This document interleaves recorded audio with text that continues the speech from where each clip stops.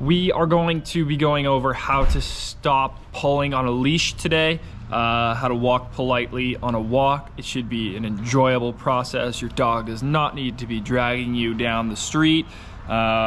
So we're gonna show you exactly how I taught Cowboy and a bunch of other dogs how to walk politely by your side on a leash.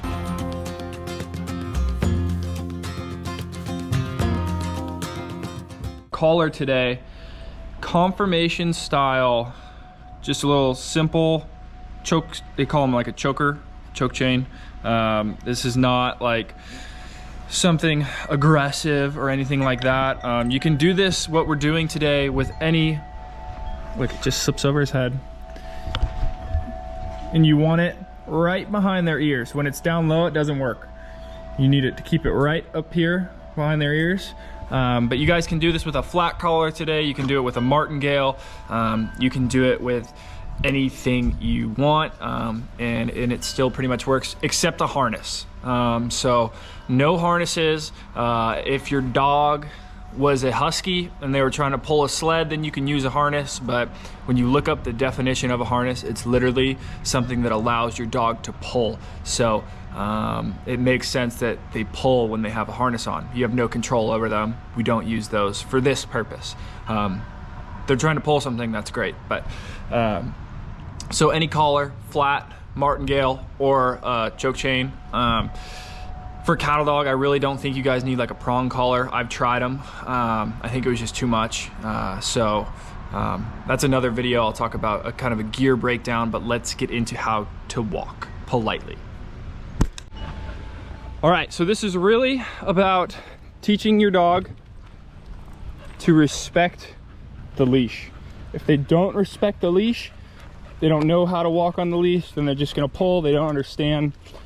Basically, you're not communicating clearly enough what that means. So you guys just saw that Cowboy got ahead of me. He needs a reminder every now and then.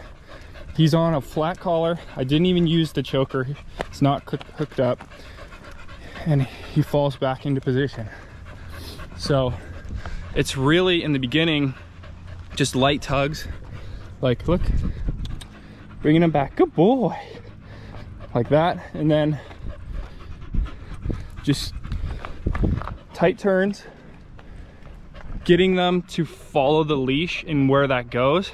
And you guys, you'll find that if you've never done this with your dog and they get ahead of you and you just do a tug like that, because their mind is going straight in whatever direction they want to go. And if you pull the leash, you just stop, they reach the end of it, it'll pop them themselves, they'll do it to themselves. Or if you give them a pop on the leash, just like that, then they'll be like, whoa, snap out of it. It's like, hey, I have to pay attention where my owner is walking so that doesn't pull on my neck. And like, it's not anything crazy, it's not hurting them, but it's just snapping them out of whatever trance that they were, you know, they're just in a trance. They didn't know. They don't know that they're not supposed to pull. They don't know that, you know, they're supposed to stay next to you because you haven't clearly communicated it.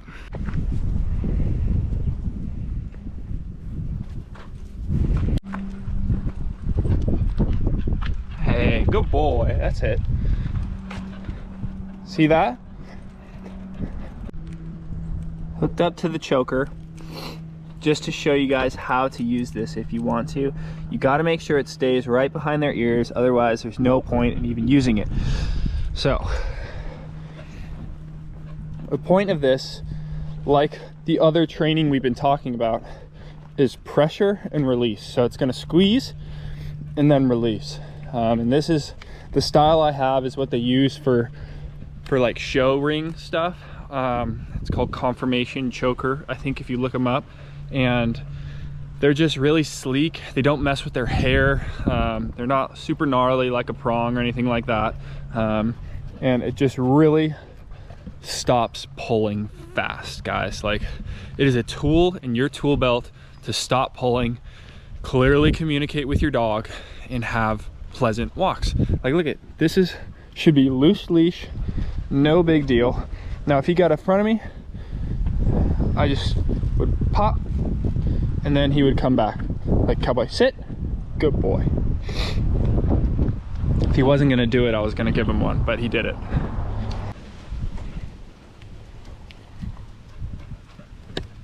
See, now Cowboy, and he did before, but sometimes they still need reminders. You know, he's not perfect, I'm not perfect, and I'm not expecting any of us to be perfect with our dogs, okay? So that's just saying, just putting that out there.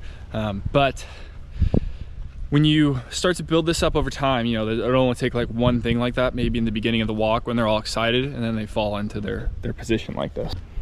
It's all about it clearly explaining what you want from them, and by them walking too far ahead and not paying attention to the leash and then getting that pop, that collar correction, then it's going to be like, whoa, hey, I have to pay attention to that so that that doesn't happen to me.